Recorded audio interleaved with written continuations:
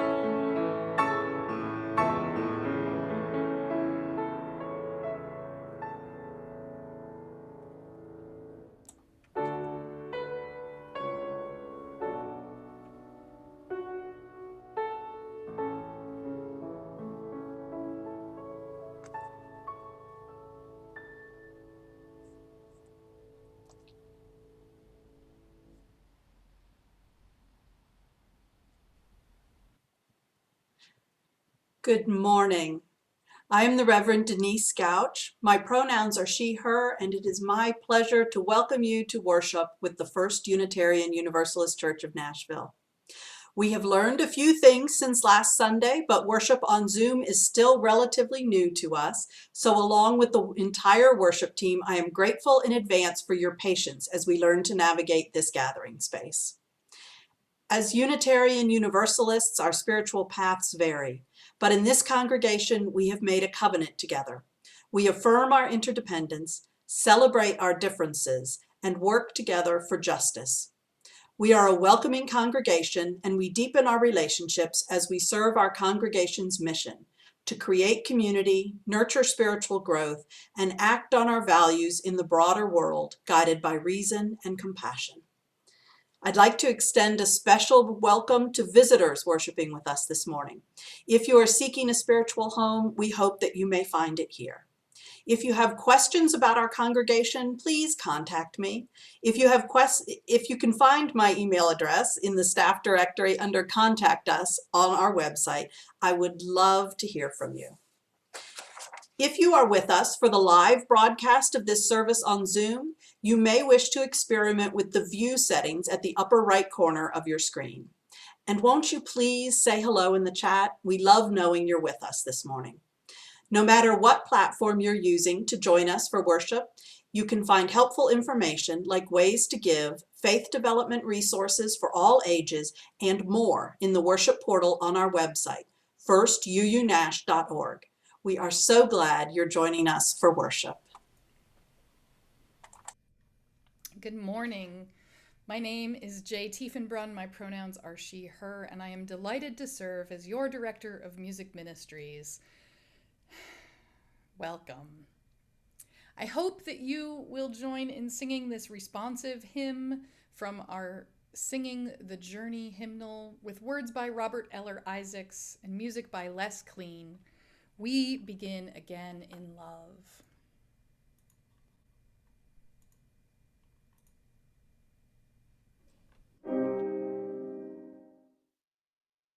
For remaining silent when a single voice would have made a difference.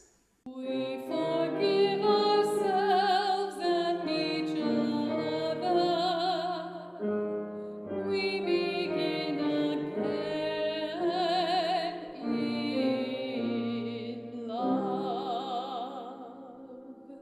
For each time that our fears have made us rigid and inaccessible. We forgive ourselves and each other. We begin again in love. For each time we have struck out in anger without just cause. We forgive ourselves and each other. We begin again in love.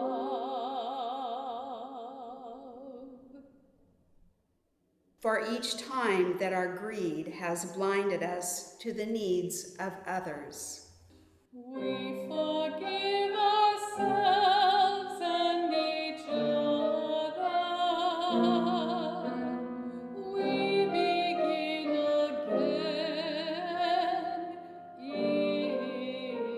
in love. For the selfishness that sets us apart and alone. We forgive ourselves and each other. We begin again in love.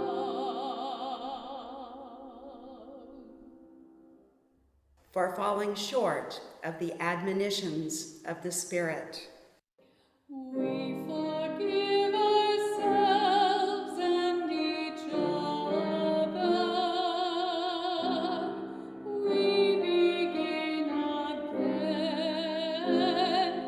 in love. For losing sight of our unity. We forgive ourselves and each other. We begin again in love.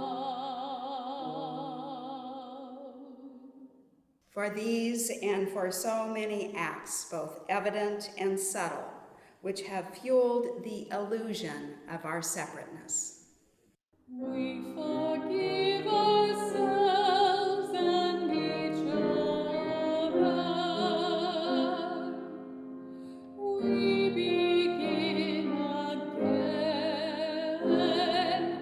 in love.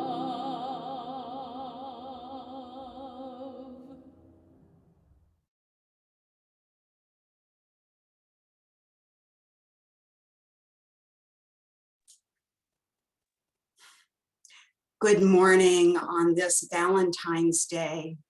I'm the Reverend Diane Dowgiert, serving as Developmental Lead Minister of the First Unitarian Universalist Church of Nashville, and I'm speaking to you from my home today. My pronouns are she, her.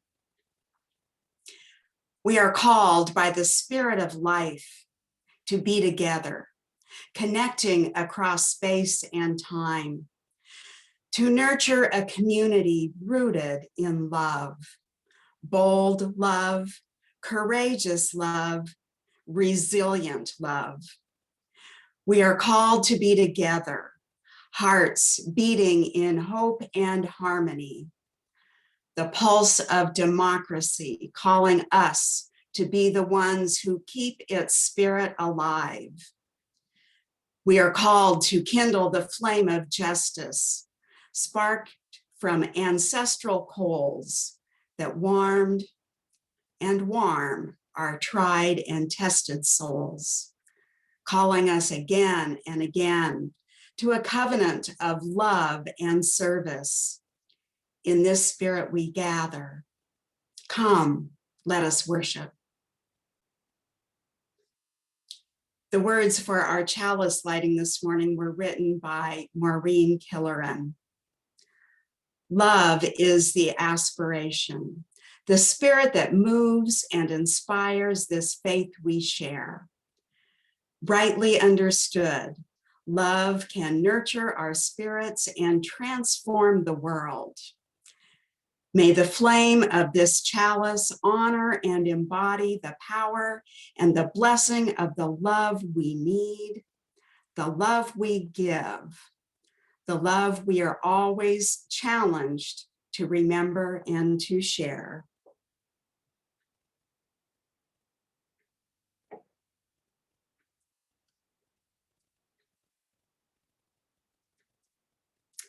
And so our chalice is lit.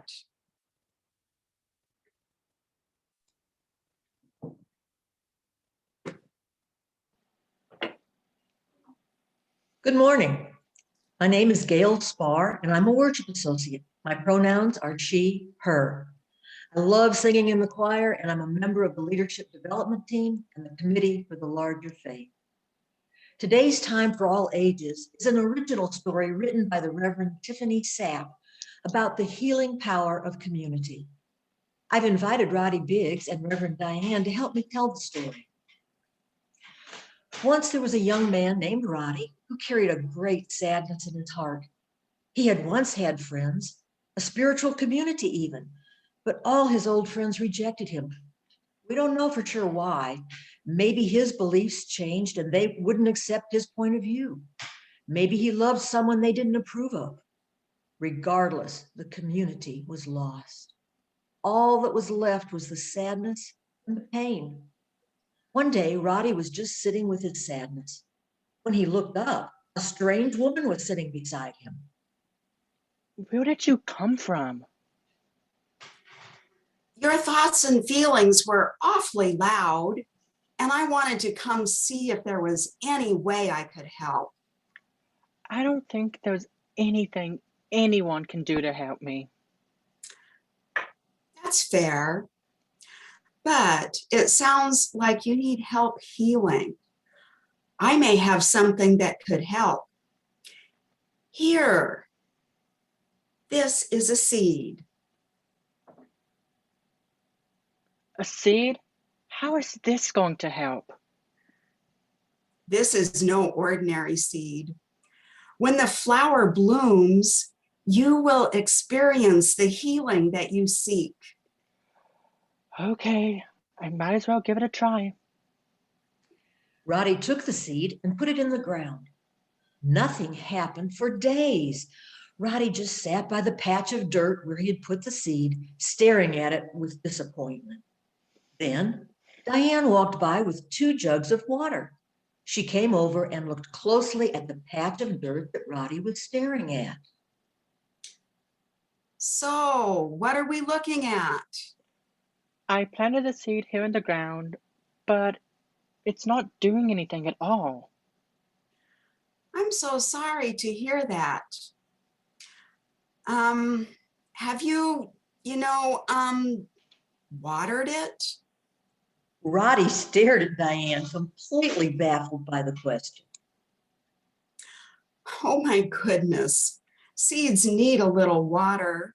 A little nurturing can make a big difference for a seed. I brought some water from my friend Bob's well. Diane poured out some water onto the patch of dirt. Thanks. No problem. Have a nice day. Diane went on her way, one of her clay jugs a little lighter. Diane stopped by every day, sharing more of Bob's water. Sometimes she would stay and they would tell each other stories from their pasts, the happy ones and the sad ones, sharing some sweet tea that Roddy had made. One day, they saw a little green shoot push up through the ground. The next day, with a real sense of excitement, Roddy came out of his house to wait for Diane. But he saw a sight that disappointed him greatly. His sprout was still there, but there were lots of other plants growing up around it. Dejected, he sat by his sprout and pondered what to do. Why the long face, Roddy? Just look at it. Oh dear. Hold on, I think I have an idea. I'll be right back. And off Diane ran, leaving a very confused Roddy to sit and talk to himself. I've been feeling so much better, but seeing all these weeds make me wonder if my sprout will ever grow into a flower. He felt sadness growing around his heart, the same way the weeds were growing around the sprout. After a time, Diane came back wearing knee pads and gloves that she had borrowed from Joe, who had a large garden in his yard. Without a word, Diane got to work. Roddy couldn't really see what was going on, just that dirt and leaves were flying everywhere. What are you doing to my plant? I need this thing to heal myself. Trust me. I learned this from my friend Joe, who is a master gardener. If you can't trust me, trust Joe. Roddy wondered if Diane knew how hard that was for him. But he took a deep breath and looked on as bits of green and brown flew all around them.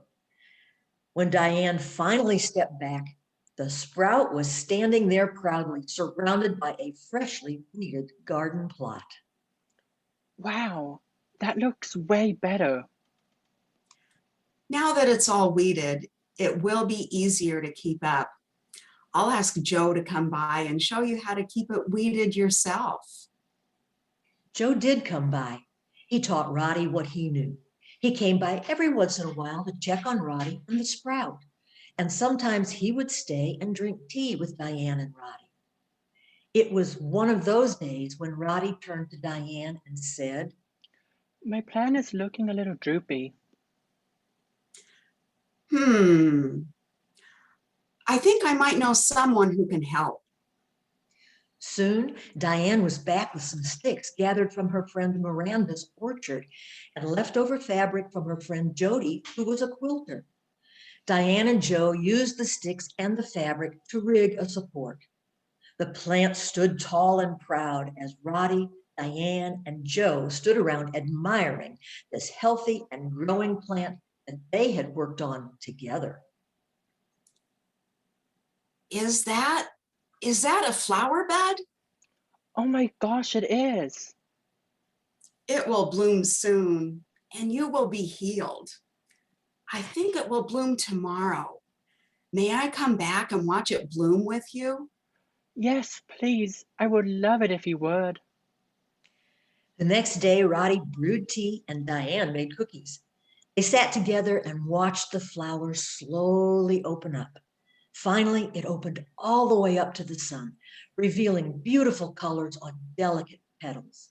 Diane pulled her eyes away from the beauty of the flower and looked at Roddy, excited to see what magic would unfold. Roddy's eyes were wide with anticipation. Then, And then, And then nothing's happening. nothing's happening? No, you appear out of nowhere, give me the seed, and tell me that when the flower blooms, I'll experience the healing that I want, but I don't feel different at all. Are you sure you don't feel any different? How did you feel when you planted the seed? Alone, afraid, hopeless. Yes, and how do you feel now? Like there are people I can trust, like you, Bob, Joe, Miranda, and Jody. Definitely not alone anymore. So, did you find your healing with the blooming of the flower? I guess I did. and so Roddy learned that it was the process of growing the seed that brought the healing of community together. And so may we all be blessed as we Nurture each other. Trust the process. Build structures to support each other. and discover the healing power of community. Here ends our story.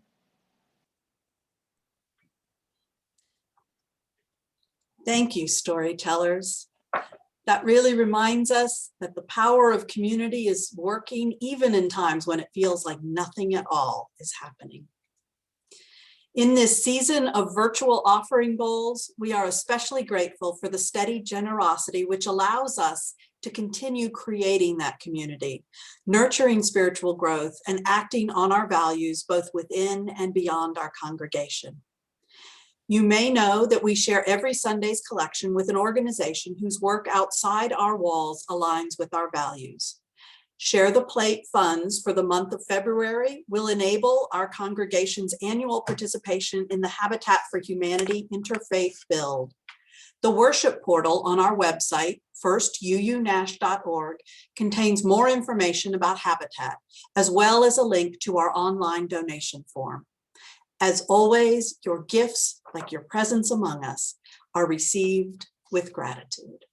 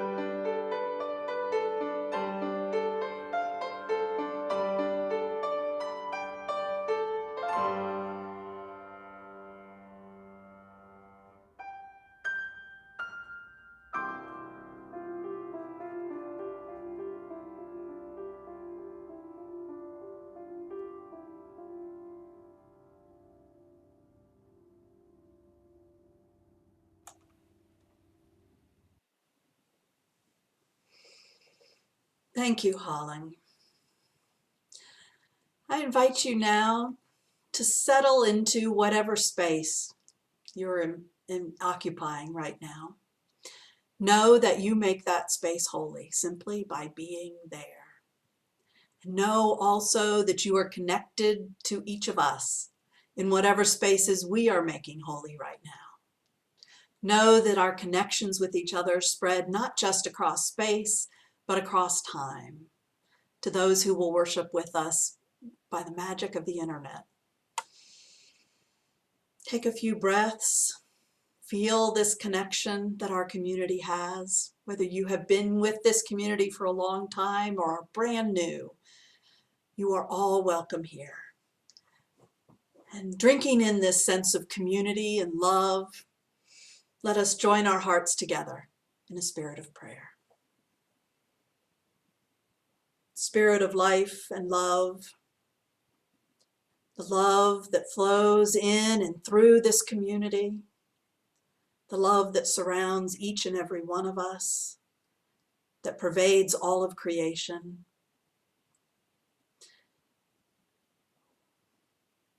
May this time we share this morning with this precious community, or this afternoon, or this evening, or next week, may it serve to teach us what we gain from being connected to each other.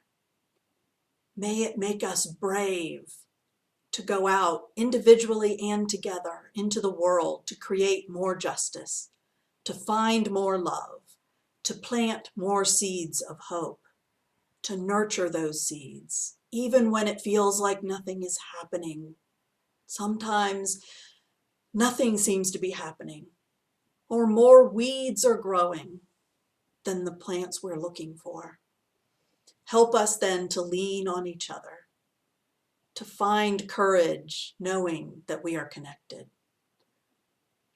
so that we can continue watering those seeds, building the supports that we know are needed to build a world in which we want to live, the world we wish for those who come after us to enjoy, the world of which we want our ancestors to be proud.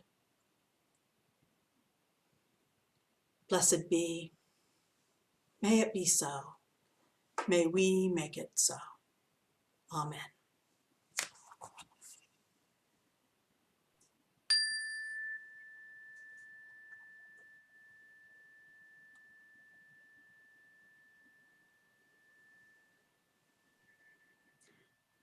The reading for today is titled Love, and it is by the author named Infleshed.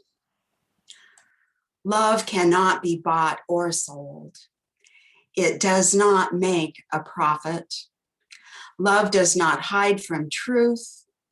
Love dives deep. Love takes on flesh. Love is queer. Love is platonic. Love is erotic. Love is asexual. Love confronts evil. Love delights in pleasure. Love touches and weeps and flirts and feeds and creates. Love is risky.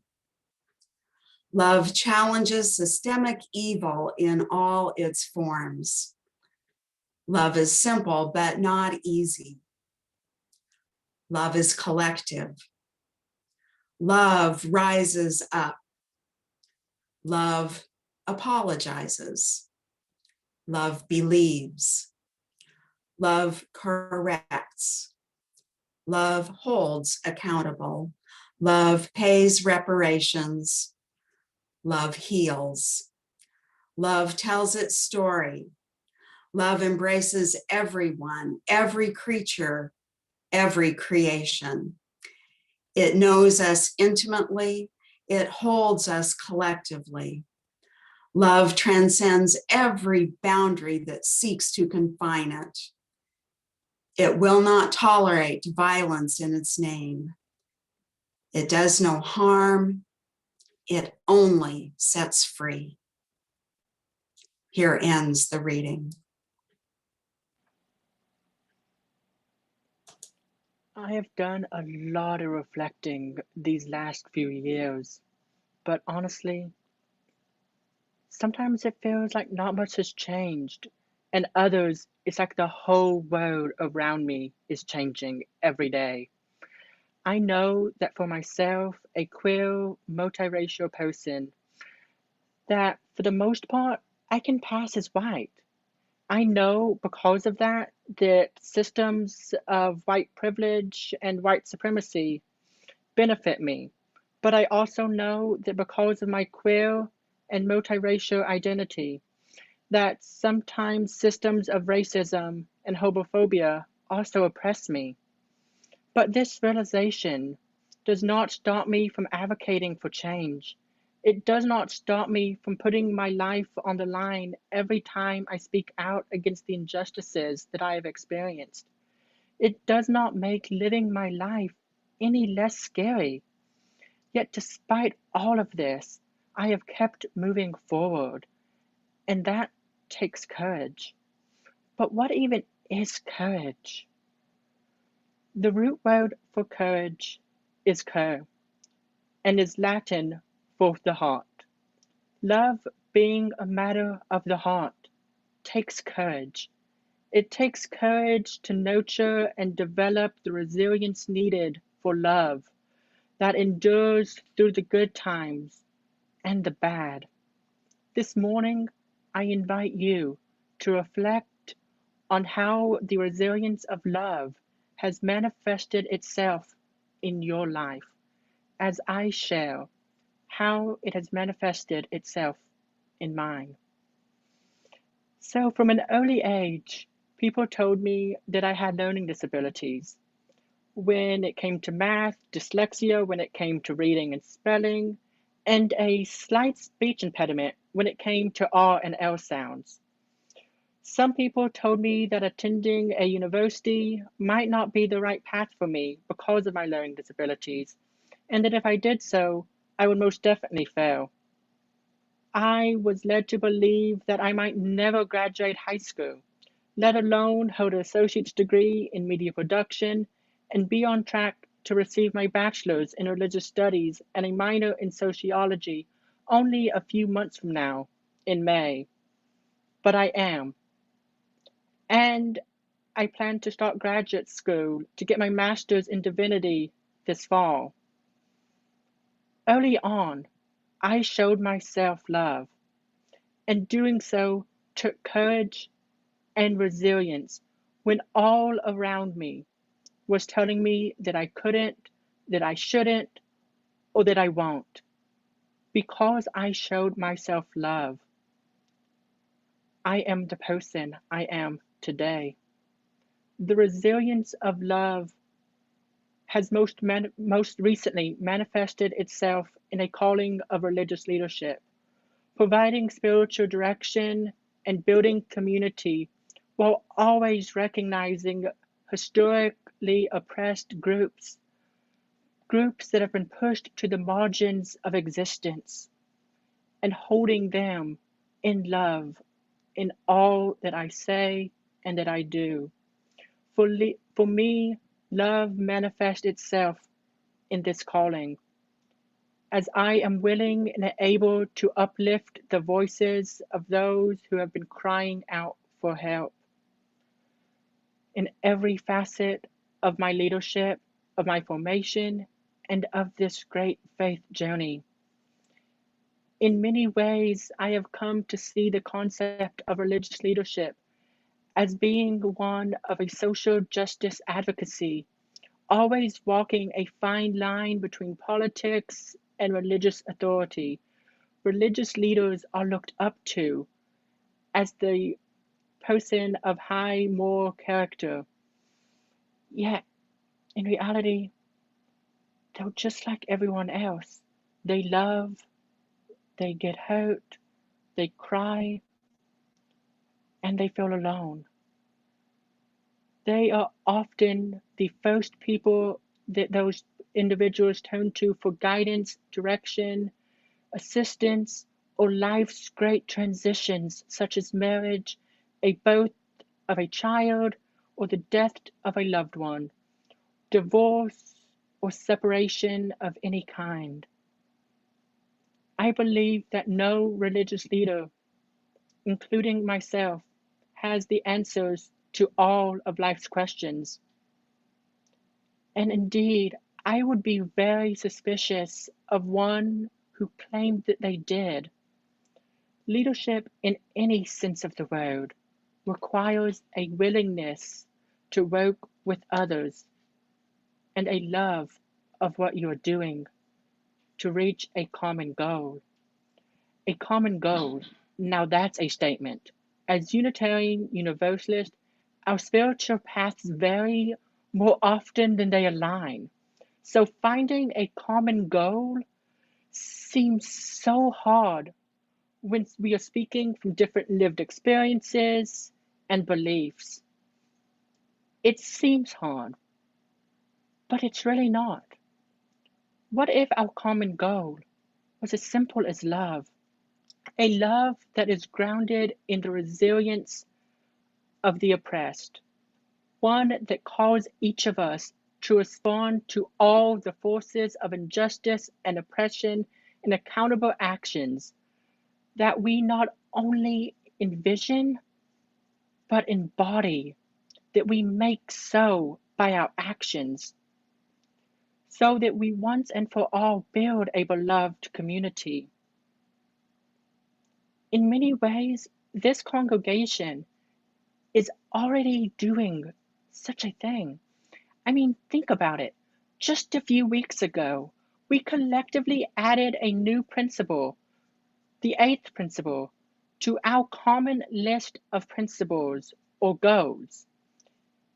Or, if you will, Unitarian Universalists embody the resilience of love, even when doing so might be uncomfortable. For doing so makes us stronger. It builds us in community. It nurtures us. It upholds us. It changes us. We must live into the common and courageous goal of resilience, of resilient love. As such, no matter how hard it will be, it is what we are called as Unitarian Universalists in the 21st century to do. I challenge you to live into this resilience, to live into love, to love yourself and to love one another. May it be ever so. Blessed be, and amen. Thank you, Roddy. Our closing song is a recasting of a Baptist hymn lyrically, anyways, by Sally Rogers. I hope you will join in singing hymn number 131, Love Will Guide Us.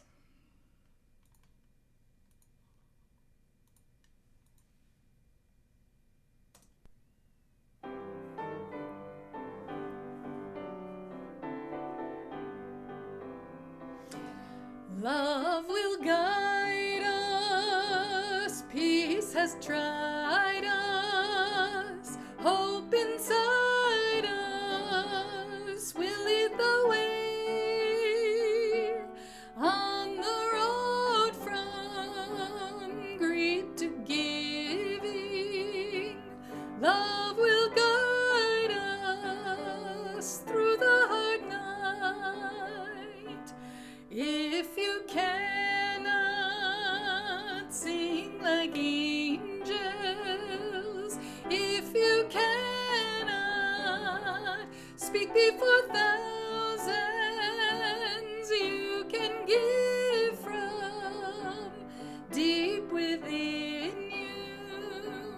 You can change the world with your love.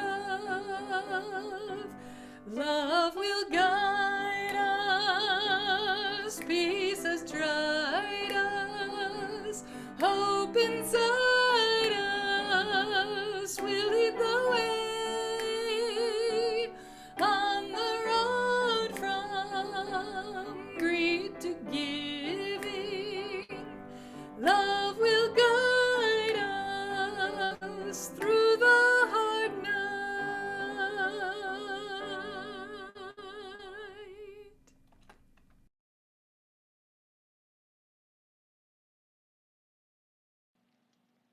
I invite you now to join me in our chalice extinguishing. The words can be found at the online worship portal, or if you've been joining us for a while, you may know them. We extinguish this flame, but not the light of truth, the warmth of community, or the fire of commitment. These we carry in our hearts until we are together again.